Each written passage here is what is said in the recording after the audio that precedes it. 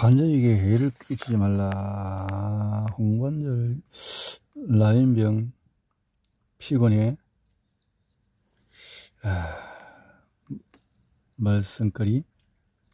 그래서 세균은 항생제 내성을 갖도록 진화했다라는 건데, 이제 가장 흔한 네 가지 메커니즘이 항생제를 분해해버리는 효소,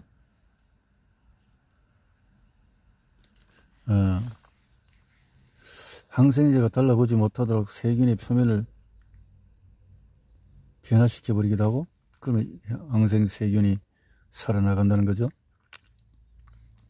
세균이 흔하게 사용하는 대사 경로를 바꿔버린다. 그래서 항생제는 위장 속의 세균을 결코 전부 죽이지 못하고 10의 배수로, 즉 100배나 1000배로 세균의 숫자를 감소시킬 수는 있어도 완전히 몰살하는 것은 불가능하다. 그러면 또 전염이 된다는 거지. 그냥 임시로 줄이지만 어렵다는 거지. 항생제를 갖고는. 그래서 면역을 통해서 스스로 이기도록 만들어야 된다는 건데요.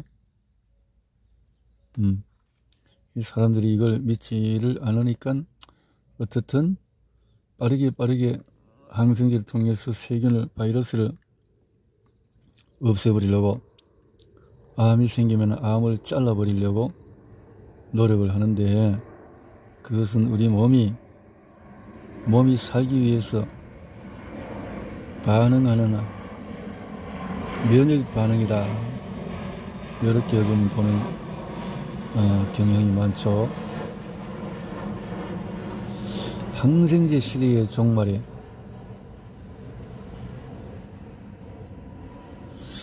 폐렴 연쇄성 고기에 감염된 환자는 전형적으로 다음과 같은 증상을 겪는다. 폐렴 연쇄성, 앞에서 했듯이, 자, 방금도 멀쩡해 보였던 사람이 한순간 몸이 안 좋아진다. 대개 몸이 떨리는 오한에서 시작해서 가끔은 팔다리가 부들부들 떨리거나 뻣뻣하게 굽고 이가 딱딱 막 부딪히는 경직 증상이 나타나고, 이제 고열이 뒤따르면서 환자는 온몸이 뜨거워져서 땀을 흘리면서 얼굴이 붉어지고 근육과 관절의 통증이 느껴지기도 하지만은 곧 이 질환의 주요 증상이 나타난다. 마른 기침이 나타나면서 다양한 강도로 소음이 가빠오는 것이다. 그리고 하루쯤 지나면 기침 끝에 초록색을 띤 노란 가래가 생기는데, 가끔 가래가 녹슨 듯한 붉은 빛을 띠기도 한다. 폐 속이 감염되어서 출혈이 일어났기 때문이다. 그리고 흉막염이 생겨서 숨을 들이쉴 때마다 갈비뼈 안쪽에서 날카로운 통증이 느껴진다.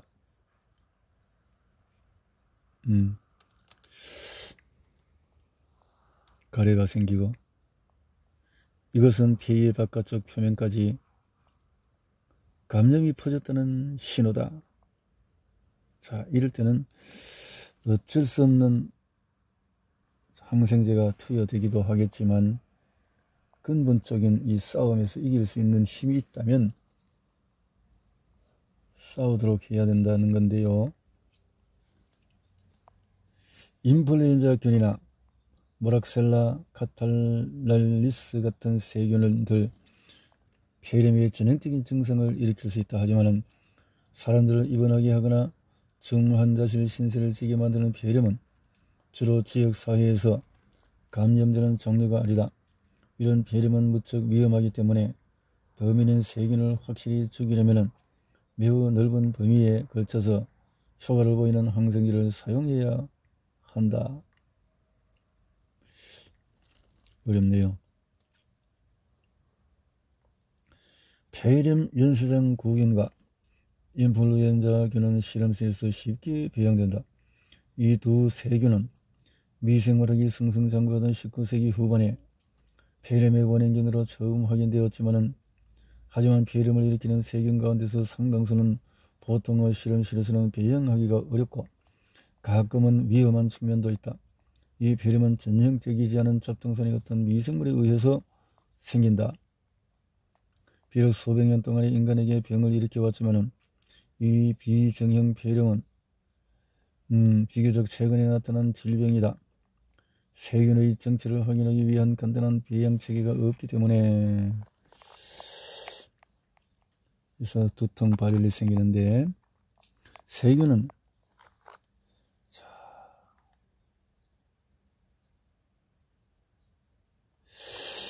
면역체계에서 이렇게 면역체계의 통합성과 일반 보건은 폐렴의 위험성을 알아내는데 둘 다 중요한 요인이다.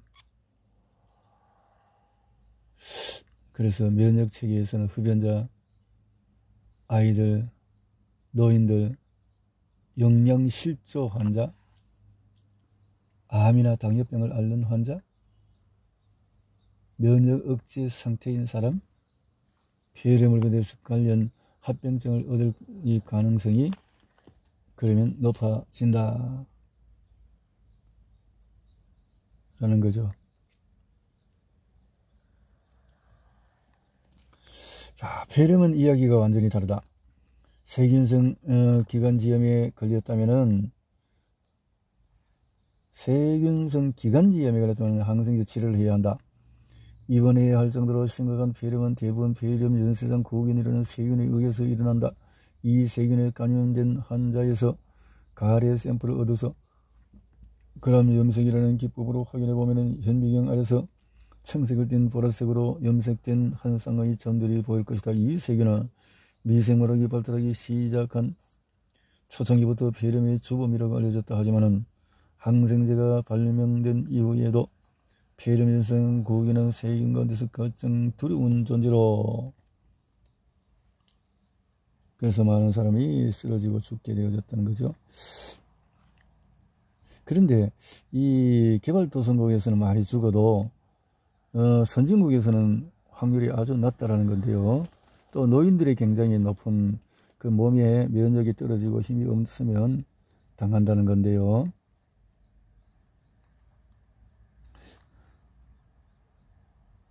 리노바이러스 같은 감기 바이러스는 호흡기관만 침범하도록 진화했는데 대부분 코와 목을 공격해서 그래서 사이토카인이 분비된다 라는 거죠. 나는 사람에서 어떤 병을 앓는 환자가 보이는 두 가지 대조적인 태도를 했다. 하나는 어머니였는데 조금씩 꾸준히 진전되는 종류의 암을 앓으셨고 51세에 돌아가셨다. 다른 하나는 아버지였는데 자신이 앓는 여러 질병을 그저 지나가는 골칫거리 정도로만 여겼다. 그래서 81세에 사망하기까지 아버지는 통풍, 녹내장, 독감, 심장마비와 심장혈관 우회로설, 치질, 수없이 많은 골절, 탈구를 겪었고 못 박는 기계와 전기톱을 사용하다가 팔다리 이렇게 당당. 감기는 그 정의상 가벼운 질환인데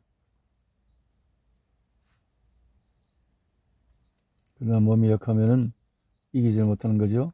또 대상포진에서 3차 신경통이 나타나기도 하고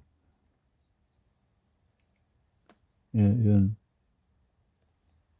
전 세계적으로 보면 대상포진을 일으키는 가장 흔한 원인은 에이즈 바이러스다. 아프리카에서 대상포진이 에이즈 바이러스에 감염되었다는 사실을 초기의 눈으로 알 수 있는 가장 흔한 경고다. 1980년대에 나는 자기가 에이즈 진단을 받기 1년 전에 대상포진에 걸렸다고 기억하는 젊은 에이즈 환자들의 사례를 수입한 적이 있다. 당시 두 질병의 관계는 잘 알려지지 않았기 때문에 의료 관계자들은 환자들에게 경계를 늦추지 않았다.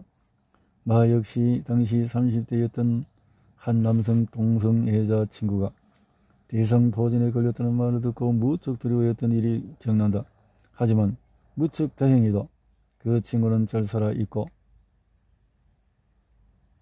급성 대상포진에 걸리면 당장 통증이 느껴지는 것은 물론이고 환자의 약 20%는 나중에 원래 발진이 나타난 부위에서 심한 신경통이 나타난다.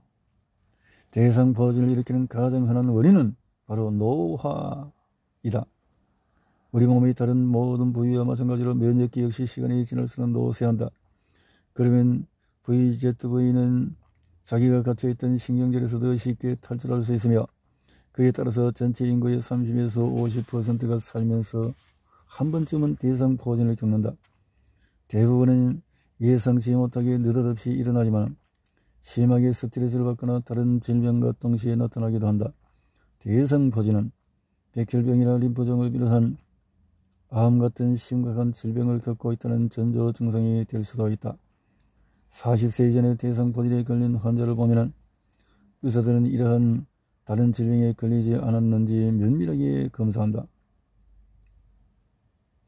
비록 대부분은 단순히 바이러스가 다시 활성을 얻는 데 지나지 않지만 말이다. 류머티스성 관절염이나 루푸스 같은 저가 면역 질환을 치료하거나 장기 이식을 할 때 꼭 필요한 과정이 몸의 면역 반응,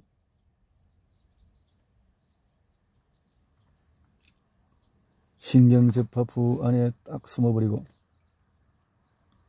이렇게 해서 우리 몸속의 감각신경들은 이 신경절에서 뻗어나가며 이 신경전들이 피부를 따라서 분포하는 모습은 피부 분절이라고 알려진 지형도로 표현된다. 그러다가 나중에 VZV는 다시 활성화할 수 있다.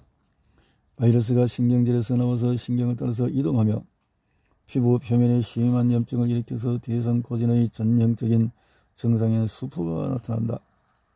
이 피부 분절은 몸의 정증선을 가로지르지 않으며 대개는 인접한 한두 구역만 영향을 받는다. 하지만 때때로 면역 체계가 손상된 사람들은 발진이 더 광범위하게 퍼질 수 있다. 아마도 어머니의 친구 신라가 말했던 예로부터 내려오는 말의 근거를 여기서 찾을 수 있을 것이다. 대상포진이 주는 고통은 몹시 심한 경우가 많으며 가끔은 아프기 전에 발진이 하루 이상 먼저 나타나기도 한다. 발진이 가슴이나 배 앞쪽의 피 부분 절에서 나타나면 사람들은 그 고통이 충수염이나 신장결석, 담낭염 때문이라는 착각을 할 수가 있다.